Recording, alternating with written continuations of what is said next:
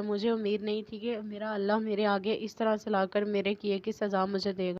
میں تو بالکل ہی برباد ہو گیا ہوں۔ مجھے تو سمجھ نہیں آتی آخر میں جاؤں تو جاؤں کہاں۔ اگر گھر سے نکلتا ہوں تو لوگ مجھے طرح طرح کی باتیں سنا رہے ہیں کہ میری بیٹی تو کسی غیر لڑکے کے ساتھ پکڑی گئی اور میرا بیٹا چوری کر کر بھاگ گیا ہے۔ میں کس کس کو منہ دکھاتا پھروں گا؟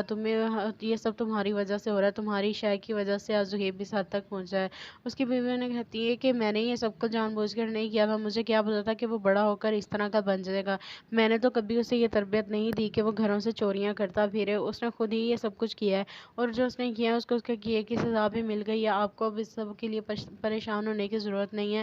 میں زہیب سے پوچھوں گی کہ اس نے یہ سب کچھ کیوں کیا ہے۔ ان کا شوہر ان سے کہتا ہے کہ اب پوچھنے کا کیا فائدہ، اب تو بدنامی ہو گئی ہے، اب تو پیچھے کوئی راستہ بھی نہیں بچا کہ ہم واپس جا کر اپنی عزت واپس لے سکیں۔ جو کچھ ہونا تھا وہ ہو گیا، اب ان سب باتوں کا کوئی فائدہ نہیں ہے اور میں نہ ہی تمہاری شکل دیکھنا چاہتا ہوں، نہ تمہاری بیٹی کی اور نہ اس زہیب کی۔